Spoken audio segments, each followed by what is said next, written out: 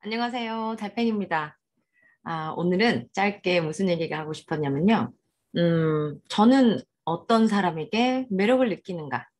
이 얘기를 좀 하고 싶었습니다. 저는, 음, 성장하는 사람에게 매력을 느낍니다. 그러면 이제 성장이라는 게 뭔가, 성장이라는 단어가 좀 되게 대단한 단어잖아요. 자, 저한테 성장이라는 건 뭐냐면, 음, 어떤 이런 사람이 있죠.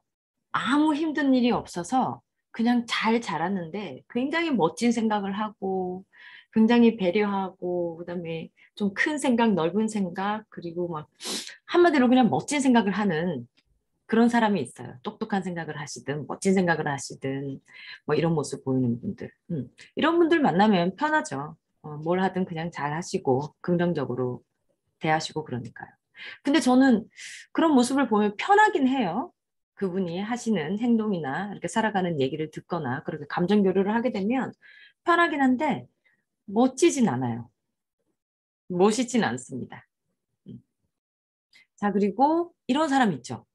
힘든 일이 계속 찾아오는데 정말 힘이 좋아요. 늘 해치웁니다. 늘 해치워요. 그냥 힘든 일이 오와도 그냥 잘 일어서고 잘 해결하고 막 그래요. 원래 막 이렇게 되게 능력이 아니면 되게 힘이 굉장히 원래 높은 사람인가? 뭐 이 생각이 들 정도로. 근데 저는 이런 사람도 멋지진 않더라고요. 저의 느낌입니다. 저는 좀 그랬어요. 근데 이런 사람들을 보면 또 되게 편해요. 왜냐면 힘든 일이 왔는데 늘 알아서 해치우고 있어요. 늘 알아서 잘하고, 잘하니까. 근데 제가 좋아하는, 제가 멋지다고 생각하는 사람은요, 비바람이 막 몰아칠 때 쓰러지는 사람이더라고요. 그러니까 안 쓰러지고 언제나 힘 있고 힘세고 막 이런 게 아니라 그냥 쓰러져요. 쓰러져서 있습니다. 그래서 저는 알 수 있어요. 그 비바람이 얼마나 거셌나. 나의 기준은 상관없는 거죠. 저 사람이 이때까지 살아왔던 경험에 있어서 지금 특별한 경험에 따라서 저 사람이 쓰러졌을 수도 있고 저한테는 별거 아닌 걸 수도 있지만 근데 저 사람이 쓰러졌다는 게 저는 중요한 거죠. 그래서 그 비바람이 얼마나 거센지 알 수 있어요. 쓰러져 있습니다. 그리고 얼마간 쓰러져 있나, 뭐 그것도 중요하지 않아요. 오랫동안 쓰러져 있으면, 그만큼 되게 힘든 일이었구나 생각합니다. 근데 그런 사람이 어느 순간 일어나요. 저는 그 순간에, 진짜 인간에게 경이로움을 느낍니다. 이제 그 쓰러지는 이유는 뭐 다 다양해요. 실연의 아픔일 수도 있고, 원하는 일이 이루어지지 않아서, 아니면 이렇게 잘 하고 있던 일들이 갑자기 멈추거나, 뭐 그런 모든 순간에 쓰러집니다. 근데 그렇게 쓰러져 있을 때 저는 그 사람이 쓰러진 그 자체로도 굉장히 멋있어요. 왜냐면 하던 일이었던 아니면 잃어버린 일이었던 아니면 염원했는데 가지지 못해서 괴로웠든 얼마나 원했었나. 근데 그런 마음이 있었다는 게 어떤 한 대상에 어떤 한 사건에 어떤 한 사실에 그만큼 깊이 있게 마음을 썼다라는 게 그렇게 쓰러질 정도로 가졌던 바람이 있었다는 게 굉장히 인간적이고 감정이 있는 것 같고 그리고 감정에 충실한 것 같고 그래서 저는 너무 멋있어요. 이유가 뭐든지 간에 쓰러졌다는 게 그리고 그렇게 원할 만큼 그런 마음이 있었다는 게 너무 멋있고 충분히 쓰러질 만한 일에 안 쓰러지는 사람들 많이 봤거든요. 그래서 그런지 쓰러져 있다는 게 굉장히 인간적이면서 인간적이라는 말이 나약하다는 게 아니라 정말 그 존재 자체로서 그렇게 존재하고 있다라는 게 너무 좋습니다. 그리고 그 사람이 일어나요. 일어납니다. 그럼 뭘 이뤄서 뭐가 잘 해결이 돼서가 아니라 그냥 일어나요. 그냥 일어나서 밥을 한 술 한 술 뜹니다. 그리고 그냥 살아가야지 뭐 이렇게 막 쥐구멍 같은 일 소리를 내요. 저는 그 순간이 너무 멋있어요. 너무 멋있어요. 그런 친구들도 봤고, 그런 분들도 봤고, 그런 아이들도 봤고, 어르신들도 봤고, 너무 멋있습니다. 힘든 일이 진짜 아예 없는 사람이 있습니다. 근데 그런 사람한테도 제가, 이 사람 멋있다 생각하는 경우가 있었어요. 뭐냐면, 굉장히 멋져요. 그리고 별로 힘든 일이 없었어요. 그래서 뭔가 이 세상이 지금 이 사람을 정말 모든 걸 잘할 수 있게 세팅이 다 되어준 것처럼 너무 조건이 다 좋은 경우에 사람들이 있어요. 근데 그 사람들이 겸손할 때, 아, 그때 정말 너무 멋있더라고요. 그러니까 예를 들면, 저희 형부가 저한테 이런 말을 한 적이 있어요. 나는 부모님이 준 돈으로 그냥 대학을 열심히 다녔고, 근데 이제 형부가 하는 일이 되게 뭐 쉽지 않은 일인데 잘 헤쳐나가고, 그리고 그분이 가진 그 리더십과 이런 것들이 되게 좀 대단해서, 아, 멋지다. 막 생각을 하고 이렇게 얘기를 했던 적이 있거든요. 음.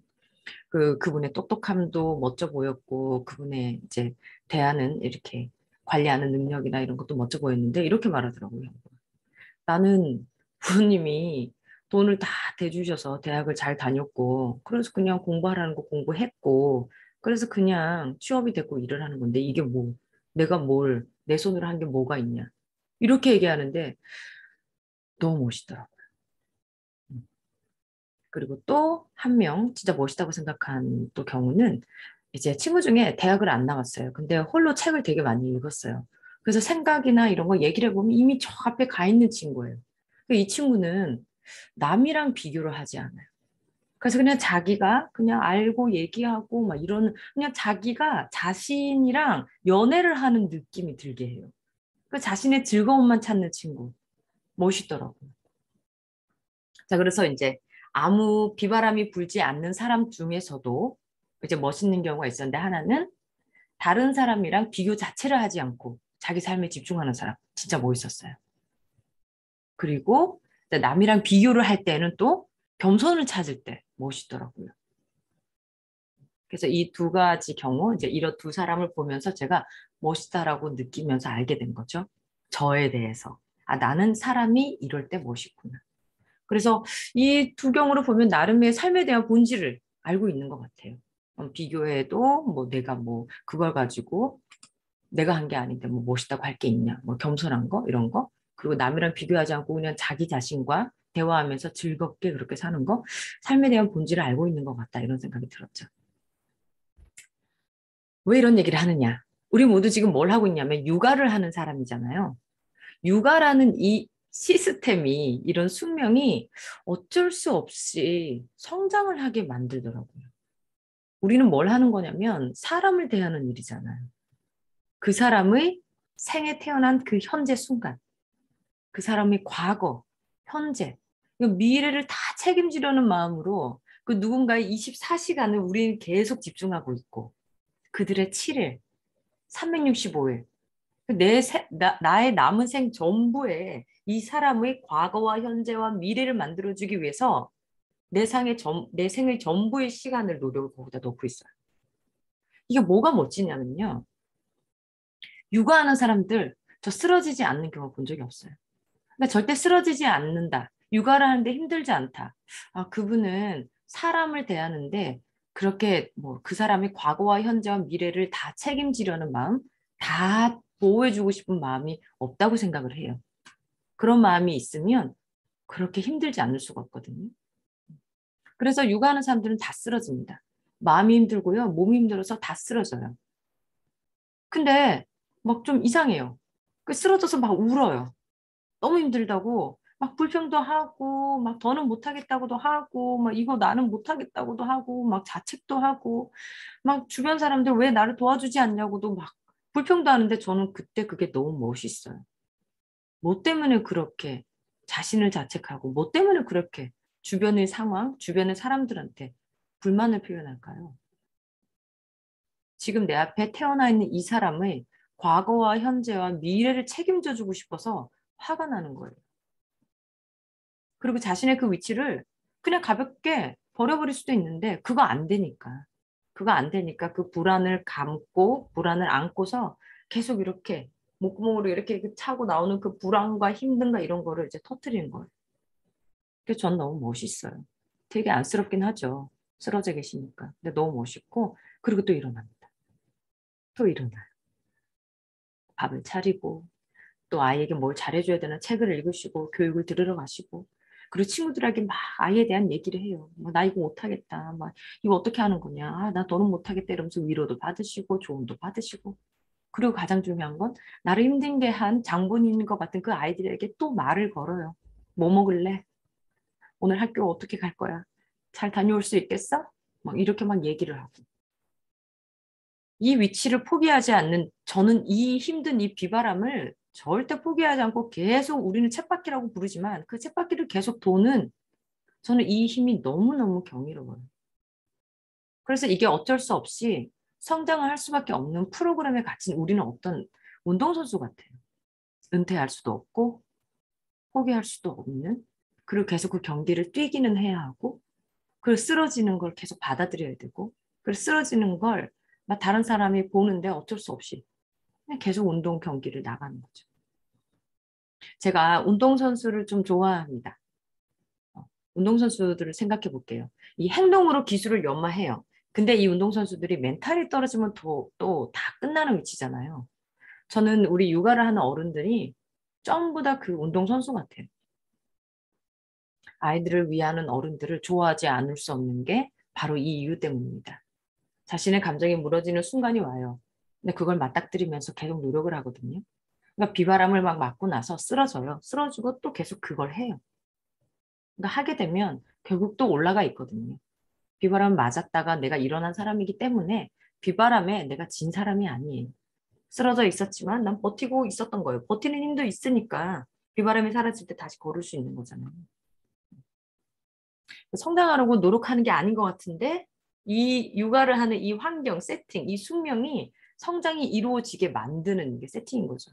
힘들긴 하지만 그래서 저는 멋지게 보입니다. 너무 귀해요. 그래서 제가 아이들을 대하는 모든 어른들과 하는 이 작업이 정말 너무너무 소중하고 벅찹니다. 그 모든 순간을 목격하고 있는 게 너무 좋아요.